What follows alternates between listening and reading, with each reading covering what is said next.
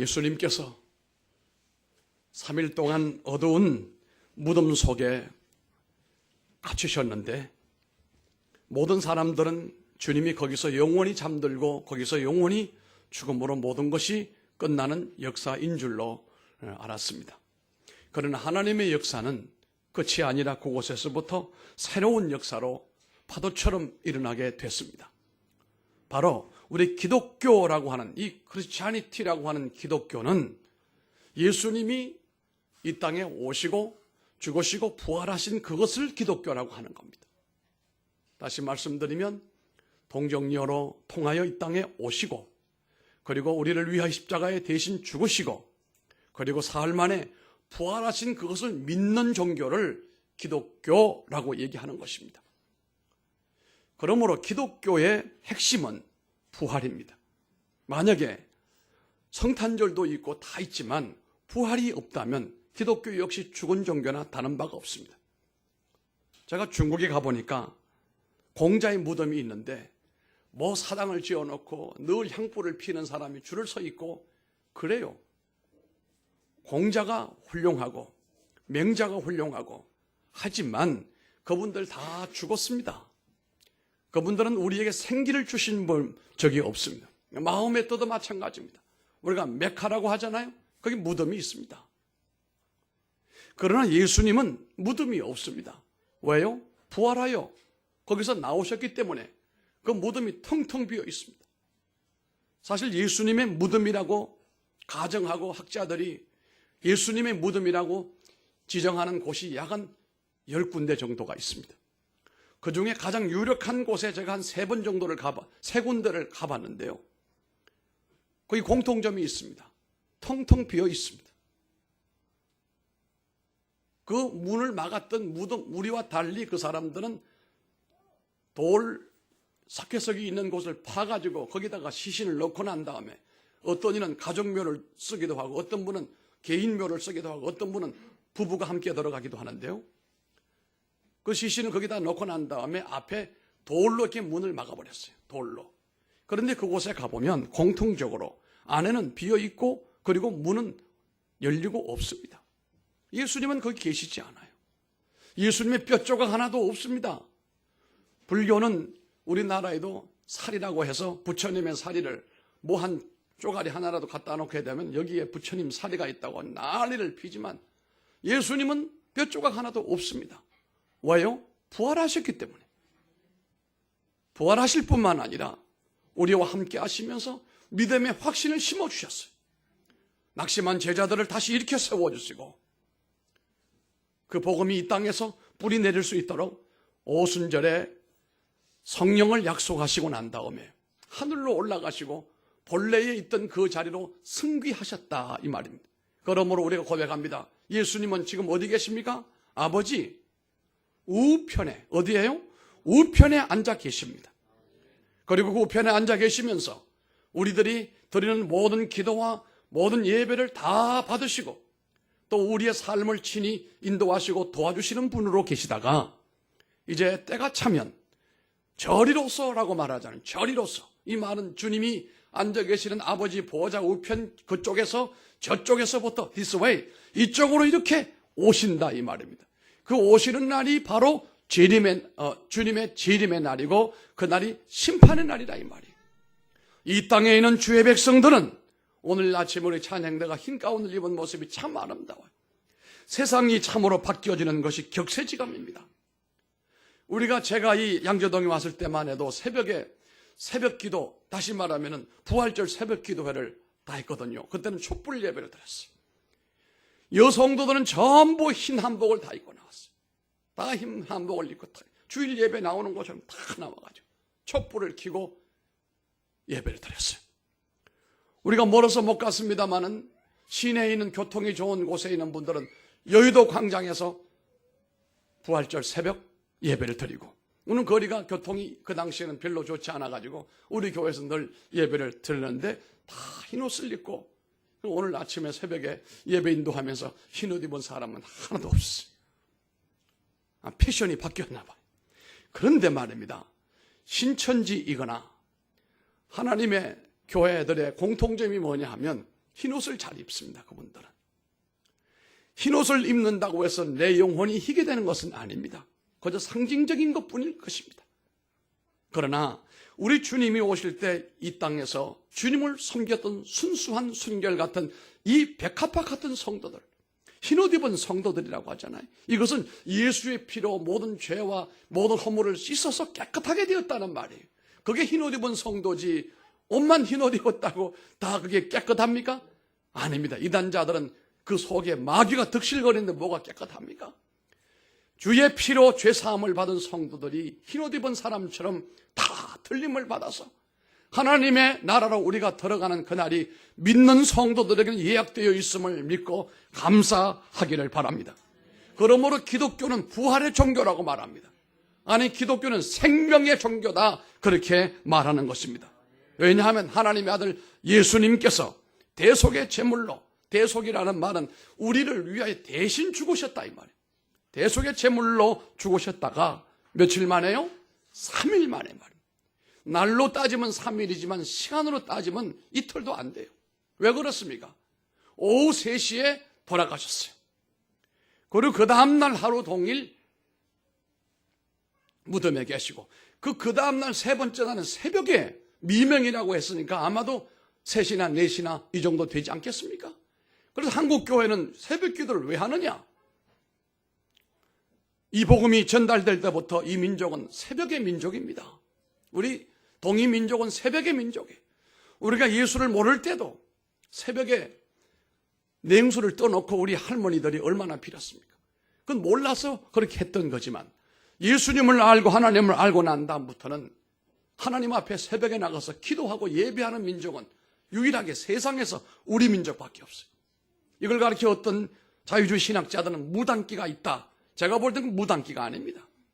종교 심성은 있었지만 하나님을 바로 알고 예수님을 바로 알고 새벽에 하나님께 나가서 예배드리는 것은 그것은 믿음이지 무당기가 결코 아니라는 사실입니다. 전 세계 어느 나라를 가봐도 새벽에 모여 기도하고 흰옷 입은 성도들이 새벽에 모여 간구하는 나라는 대한민국밖에 없다는 사실입니다. 그러므로 우리 하나님께서 이 나라를 앞으로도 붙들어 주실 줄로 믿습니다. 우리가 볼 때는 대통령이 조금 불안하기도 하고 앞으로 어떻게 될 것인지 남북이 교류하기는 하는데 우리는 평화 통일이 아니면 통일할 필요가 없어요. 복음으로 통일하지 아니하면 통일할 필요를, 가치를 못 느낀단 말이에요. 공산주의의 속성을 우리가 너무도 잘 알기 때문에 그들에게 한 번 속지 두 번 속을 일은 없다 이겁니다. 제가 원래 우리 총회 통일준비위원회 서기를 맡고 있는데 남북이 이렇게 교류가 이루어지면서 교회가 이 통일하는 일에 앞장서야 되겠다. 기도하는 가운데 균형을 잡아나가야 되겠다. 주체사상파들에게 이 나라의 통일을 맡길 수가 없다. 그래서 서울에서부터 경기도로 충청도로 영남으로 호남으로 이어지면서 7번에 걸쳐서 통일 준비 기도를 대단위로 진행을 하고 있습니다. 이게 이제 4월 4일부터 진행이 됩니다. 김박성에서 그런 겁니다. 통일되는 것이 문제가 아니고 복음으로 적화 통일이 돼야 된다. 적화 통일, 붉은 통일. 그런데 복음으로 통일은 예수의 피로 적화 통일이 돼야 돼요. 평양에 무너진 교회를 세워야 됩니다.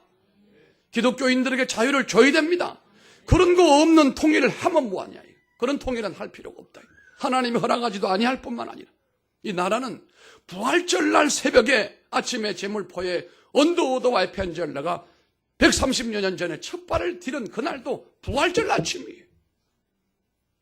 이 민족은 부활절과 결코 뛰어놀 수가 없습니다. 이 민족을 통하여 그 당시만 해도 가난과 질병과 말로 할 수 없는 그 핍절한 민족의 암울한 시대였습니다. 그분들이 와서 우리에게 희망을 심어주었습니다. 예수의 부활을 우리 가슴에 심어주었습니다. 그래서 우리가 하나님께 나갔고 예배당을 짓고 주님의 나라를 위하여 역사하기 시작을 하는 가운데 하나님이 이 나라에 복을 주셨습니다. 그 찌들었던 모든 가난을 물리쳐서 세계가 부러워하는 나라로 바꿔놨습니다. 그래도 이 남쪽의 나라는 민주주의가 꽃을 피워서 2차 세계대전 이후에 독립된 나라 가운데 유일하게 경제적인 독립, 민주주의 독립이 일어난 나라는 대한민국밖에 없어요. 일본도 우리가 볼 때는 아닙니다. 왜냐하면 일본은 천황이 지배하는 나라지 그것은 민주주의가 아닙니다. 그 사람 부르는 감미가요, 우리로 말하는 애국가 부르는 거 보세요. 그 천황을 숭배하고 천황의 통치가 영원히 지속된다는 그런 내용이에요. 그 민주주의 나라가 아닙니다. 그 나라는. 우리가 참 조용한 날이 없이 염려도 되지만 그래도 이 땅에 우리가 자유민주주의, 경제자유주의 사회에 산다라고 하는 것이 부활절의 선물이고 축복인 줄로 믿고 감사드리고 앞으로도 이와 같은 역사가 북한에도 그대로 이어져서 이렇게 살기 좋고 평안하고 믿음으로 하나님의 그 놀라운 은혜가 있는 통일이 이루어져야 되지 않습니까? 우리 김정모 없으면 안 그렇습니까? 예, 그렇답니다. 저분이 그렇다면 그런 거예요. 그렇게 돼야 되는 거 아니겠습니까? 북한 사람들이 원하는 방법으로 통일되면 안 됩니다. 하나님이 원하시는 방법으로 통일이 이루어져야 됩니다.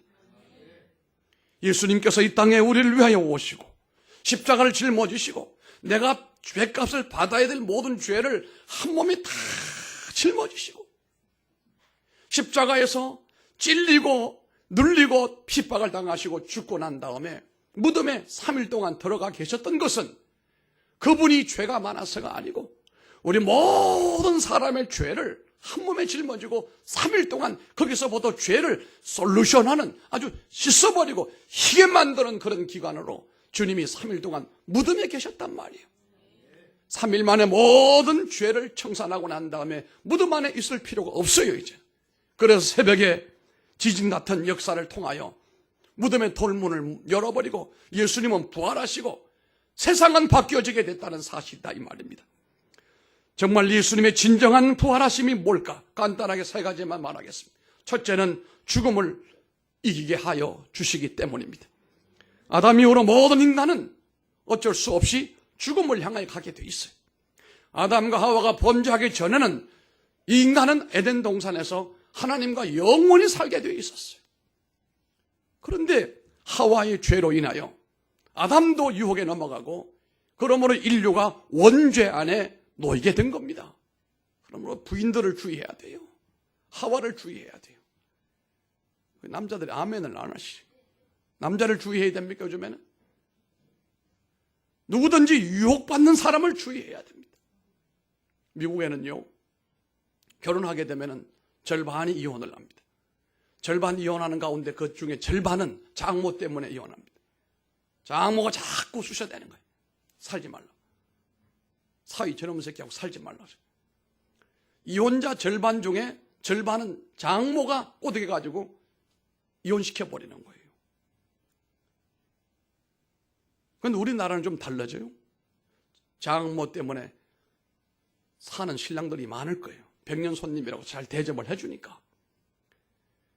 제가 이 창세기를 연구해 보니까 아담은 900살 이상 살았어요. 한 930몇 년 살았어요. 하와는요 800몇 년 정도 산 것 같아요. 정확하게 나오지는 않아요. 그러나 분명한 것은 하와가 일찍 죽었어요.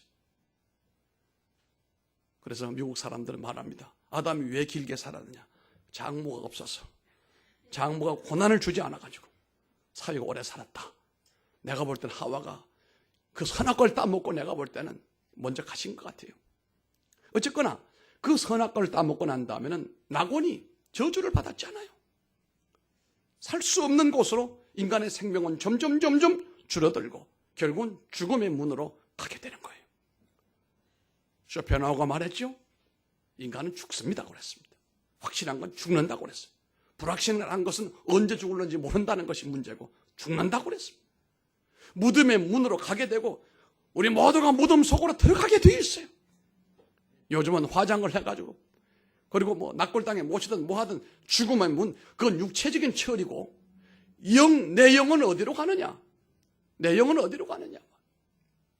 인간은 아담 이후로 모든 사람이 죄로 말미암아 무덤에 갇히게 되는 마지막 종착점이 무덤 속으로 들어가는 겁니다. 그 무덤을 아무리 꾸민들 무슨 소용이 있겠습니까?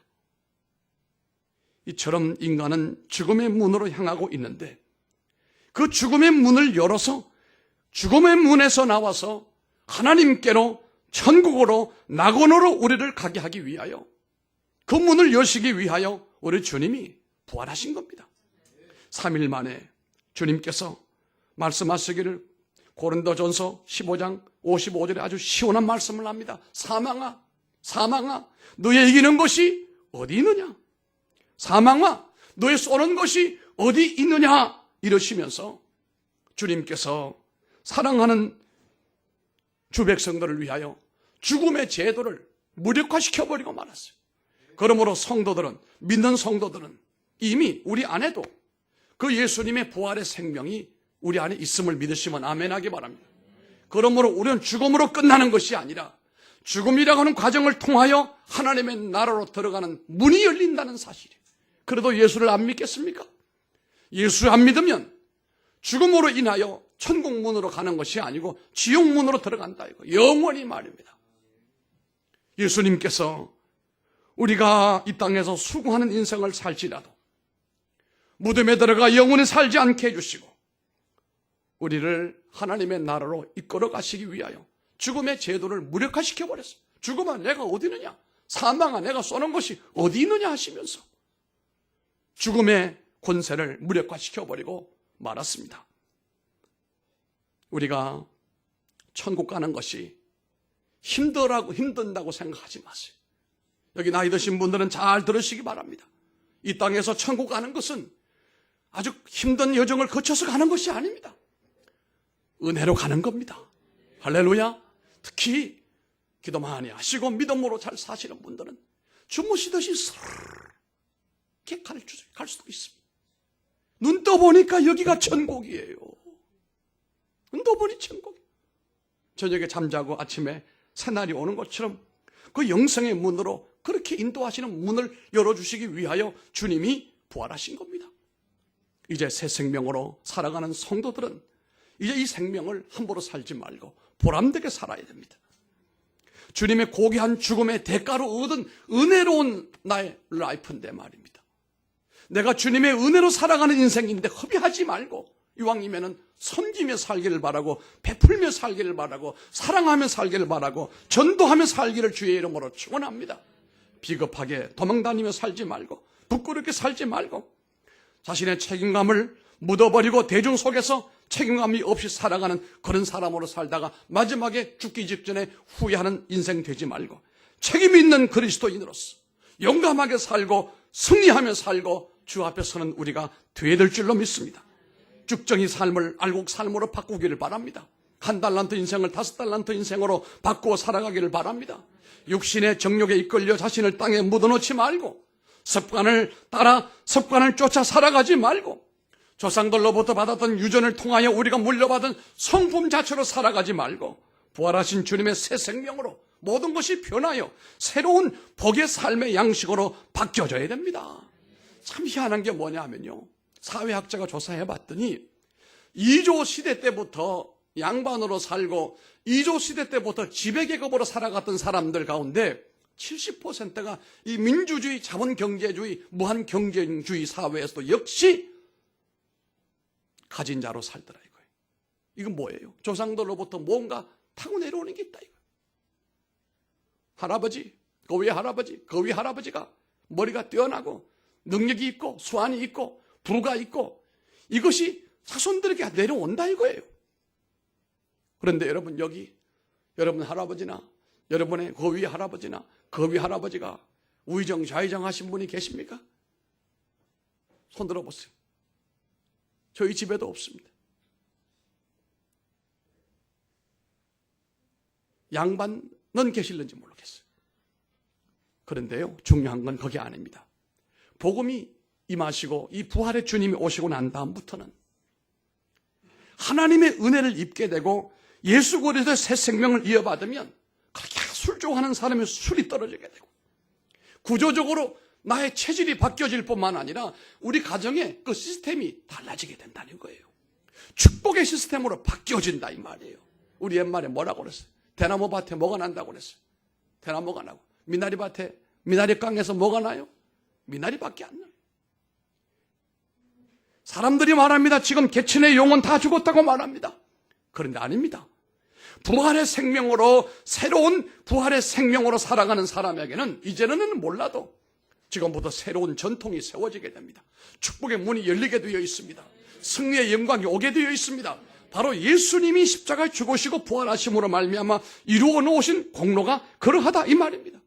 오늘 아침에 읽었던 말씀 가운데 보니까 예수님 무덤을 찾아갔던 막달라 마리아, 이런 여러 사람들에게 예수님의 부활의 소식이 알려지고 올라갈 때만 해도 절망 가운데 올라갔고 예수님이 부활하시리라고 하는 꿈에도 모르게 올라갔습니다마는, 실망적으로 올라갔습니다마는 주님을 만나고 난 다음에 사람이 달라졌습니다.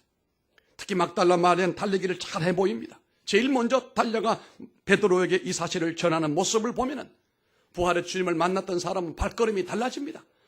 손이 달라지고 눈빛이 달라지게 되고 삶의 표정이 달라지게 되고 눈동자에 빛이 나게 되어 있습니다. 그러니 가문에 이제까지 내려오던 어떤 가문의 전통이 있다 할지라도 부활의 새 생명으로 살아가고 출발하는 사람에게는 새로운 가정의 전통이 이어지게 되고 축복 가문이 되게 될 줄로 믿습니다. 여러분들의 후손들에게 축복을 물려주기 위해서라도 예수 믿으시기 바랍니다. 우리의 가슴에 뜨거운 믿음의 불길이 타올라서 모두가 인생을 따분하다고 하지만 어떻게 따분합니까? 하루가 바쁘고 분주한데 짧은 인생입니다. 할 일이 많습니다. 사명도로 살고 주 앞에 서는 우리가 되기를 바랍니다. 이미 죽음의 문제는 해결됐어요. 죽음을 두려워하지 마시기 바랍니다. 어떻게 살 것인가를 생각했어야 됩니다. 두 번째는 우리 주님이 부활하신 이유는 여러분을 승리하는 삶으로 만들기 위해서 그렇습니다. 죽음을 이기시고 부활하신 주님, 그 승리를 주님만 안고 계시는 것이 아니고 주 믿는 모든 사람들에게 그 승리의 능력을, 그 승리의 DNA를 주시기 위함이란 말입니다. 로마 군인이 철저히 막아두고 안도의 숨을 쉬었던 무덤의 큰 돌문이 힘없이 열린 것은 세상의 권력과 권세가 예수님을 어찌할 수가 없고 믿는 사람을 어찌할 수 없고 은혜 받은 사람을 어찌할 수 없다 이 말입니다. 어둠과 불법이 예수님을 오랫동안 가둘 수가 없었습니다. 예수님께서 얻으신 승리를 우리에게 주시기를 주의 이름으로 축원합니다. 고린도후서 4장 8절 9절에 보니까 우리가 사방으로 우겨싸임을 당하여도 쌓이지 아니하며 답답한 일을 당하여도 어떻게 해요? 낙심하지 아니하며 핍박을 받아도 어떻게 해요? 버림받지 아니하며 거꾸로 떠림을 당하여도 어떻게 해요? 망하지 아니하느니라. 이게 부활입니다. 7번 넘어져도 어떻게 해요? 8번 일어나는 7전8기가 부활의 생명이라고 하는 것입니다. 예수님의 제자들과 120문들을 보시기 바랍니다. 부활절 전에는 도망가버리고 부인해버리고 도무지 이렇게 사람들이 의리가 없을까 싶을 정도였습니다. 그들 대부분이 무식한 사람들이었습니다. 지배하는 사람이 아니고 지배당하던 사람이었습니다. 그런데요, 예수님이 부활을 맞이하고 난 다음부터는 그들의 컴플렉스가 사라지기 시작을 했어요. 그들의 단점이 사라지기 시작했어요. 그들 속에 강점이 일어나기 시작했단 말이에요. 부활하신 주님을 영접을 하고 그 부활의 생명으로 사는 사람은 단점으로 울고 인생을 끝내지 않고 자신의 장점으로 경쟁하며 승리하여 하나님 앞에 영광 돌리는 삶으로 이어지게 될 줄로 믿습니다. 그들이 다 갈릴리 근처에서 고기잡이 하던 사람들이었는데 세계를 변혁시키고 하나님께로 돌아오게 하는 일에 귀하게 쓰임받은 사람들로 바뀌어지게 된 것도 부활의 은혜가 임했기 때문입니다. 여러분, 교회 안에 자리만 차지하고 앉아있지 말기를 바랍니다. 원래 2018년 부활의 생명과 부활의 은혜가 내게 임함으로 말미암아 분연히 일어나시기를 바랍니다. 일당백을 감당하시길 바랍니다. 회사도 일으키고 가정도 일으키고 교회도 일으키는 이런 생명의 역사가 여러분을 통해서 일어나게 되기를 바랍니다. 내 속에 부활의 생명으로 죄악 앞에 속절없이 당했던 지난날의 삶에 눌려 살지 말고 승리하시라 이 말입니다. 무엇보다도 주님께 헌신하며 주를 섬기며 사시기를 바랍니다. 사람들을 믿음으로 인도하고 선교하며 그들을 섬기며 살아가는 은혜로운 삶이 지속되기를 바랍니다. 마지막 세 번째는 주님이 부활하신 진정한 목적은 내게 새로운 사명을 주시기 위함이었습니다. 어머니 뱃속에서 태어난 것은 우리의 꿈대로 야망대로 살게 되어 있어요. 그러나 다시 주님의 생명으로 산 우리는 주님이 주신 사명을 따라 살아가야 된다 이 말입니다. 예수님의 부활을 확인한 사람들은 한결같이 사명을 따라 살았습니다. 여기 나타나온 여인들도 그러했습니다. 놀랍게도 부활의 소식이 전해진 곳에는 새로운 문화가 일어났습니다. 새로운 역사가 일어났습니다. 이 지구가 지금까지 진행되어 오는 가운데 가장 폭발적이며 뚜렷한 변혁은 언제 일어나느냐? 부활 사건 때문에 일어났습니다. 1차 대전도 아니요, 2차 대전도 아닙니다. 바로 부활 사건이었습니다. 부활의 주님이 내게 오시면 내가 살고, 부활의 주님이 가정에 오시면 가정이 살고, 부활의 주님이 교회에 오시면 교회가 일어나게 되고, 부활의 주님이 국가에 오시게 되면 국가가 살게 됩니다. 부활의 예수님이 바울에게 임했을 때 로마의 복음이 전파되어졌고, 부활의 복음이 말틴 루터에게 임할 때 그에게 강력한 의지를 가지고 이 천주교를 무너뜨려버리고 개신교 프로테스탄트가 탄생하게 됐습니다. 부활하신 주님이 존 칼빈에게 임할 때 장로교가 이 땅에 탄생했습니다. 부활하신 예수님이 윌리엄 부스에게 임할 때 구세군이 이 땅에 탄생했습니다. 부활하신 주님이 저지 윌리엄스에게 임했을 때 YMCA가 탄생했습니다. 부활하신 주님이 언더우드 펜젤로에게 임했을 때 이 강산에 복음이 들어오고 대한민국이 복을 받게 됐단 말입니다. 오늘 부활하신 예수님은 여러분에게 사명을 주심으로 여러분이 머무는 곳에, 여러분이 가시는 곳에 새로운 역사를 일으키고 새로운 문화를 일으키는 하나님의 창조적인 소수가 되리라고 믿습니다. 그러므로 하루에 세 끼 밥 먹고 의미 없는 삶을 사는 것을 부끄러워하시기 바랍니다. 한순간 한순간 귀히 여기면서 하나님 앞에 사명을 따라 살아나가는 복스러운 성도가 되기를 바랍니다. 이 땅 위에 죽음의 향수를 마구 뿌려대던 사단의 그 모든 열심이 부활의 생명으로 말미암아 물러가 버리고, 이제 부활의 생명을 가진 여러분들이 이 세상을 지배하고 하나님의 사명자들로 이 땅에서 헌신하고 살아갈 때 세상은 바뀌어지게 될 줄로 믿습니다. 십자가로 승리하시길 바랍니다. 이 말을 전하고 마치겠습니다. 미국의 크리스천 센츄리지를 편집했던 그 마틴 목사님이라는 분이 계시는데, 이 마틴 목사님이 젊은 시절에 주일학교 교사로 몇 년 동안 일을 했는데 초등학교 3학년 아이 반을 맡아서 성경을 가르쳤습니다. 부활주일이 오기 전에 아이들에게 얘기했습니다. 아이들이 4사람이었습니다. 내 아이에게 얘기를 했습니다. 야, 이제 내일은 다가오는 주일은 부활절이란다. 근데 다음 주일날 올 때에 상자 하나씩을 주면서 상자 속에 여기에 생명 하나씩을 꼭 넣어오라. 생명 하나를 넣으라고 그랬어요. 부활주일이 됐는데 하나이는 상자를 가지고 왔는데 거기다가 노란 병아리 한 마리 가지고 왔어요. 그리고 말하기로, 선생님, 여기 병아리가 생명이죠. 이쁘죠? 그래, 이쁘다. 하나이는 거기에다가 작은 나무 한 포기를 심어 가지고 왔어요. 선생님, 이거 보세요. 이 나무의 생명이 얼마나 아름다워요. 그래, 맞다. 참 아름답구나. 그랬습니다. 세 번째 아이는 뜨거울 연이 거기서 참새 한 마리가 막 나오려고 그래. 선생님, 보세요. 참새가 이게 생명이 얼마나 아름답습니까? 그랬어요. 그런데 거기 네 번째 아이는 지체, 지적 장애를 가지고 있는 아이예요. 그건 항상 새 아이가 얘를 놀리는 아이예요. IQ가 80 정도밖에 안 되는 아이예요. 이 지적 장애 아이 하나가 가만히 앉아 있어요. 그래서 이 선생님이, 야, 스티븐, 너는 뭘 가지고 왔니? 그랬더니 이 아이가 빈 상자를 그대로 내놨어요. 빈 상자. 다 놀랐어요. 애들이 막 놀립니다. 쟤는 바보같이 아무것도 못 가져왔다. 스티븐, 왜 빈 상자를 가져왔지? 물었더니 얘가 뭐라고 얘기를 했는가 하면, 선생님, 지난 주일에 선생님이 말씀하실 때 예수님의 무덤은 빈 무덤이라고 하셨지요? 이게 빈 무덤이에요. 여기에 생명이 있는 거예요. 이렇게 대답하는 거예요. IQ는 조금 모자라도 하나님 주신 지식이 있고 지혜는 IQ보다 더 뛰어나다는 사실입니다. 그래서 이 선생님이 이 아이를 끌어안으면서, 야, 스티븐, 너 얼마나 하나님의 지혜를 받았구나. 끌어안고 반가워해 주면서, 오늘 부활절날 가장 생명을 상징하는 것은 빈 무덤이다. 빈 무덤이다. 그런데 이 아이가 점점 나눠서 후일에 사회사업가가 돼가지고 IQ가 80 정도밖에 안 되는데 큰 사업을 경영하는 사람이 됐다는 말입니다. 이제 온 인류를 굴복을 시켰던 무덤은 새 생명, 부활의 생명으로 점령당하여 이제 무덤 문은 열려버리고 말았습니다. 이제 무덤 문 안에 갇혀서 묶인 삶을 그만 살고 어두움의 삶을 그만 살고 이제는 부활의 세계로 걸어나감으로 말미암아 나가야 됩니다. 석양을 걸어가면 안 됩니다. 새벽을 향하여 가야 됩니다. 실망하여 낙담하여 예루살렘을 떠나지 말고 다시 올라가시기 바랍니다. 하류로 저 인천물 바다로 한강에서 내려가는 물고기처럼 내려가지 말고 그슬로 올라가시길 바랍니다.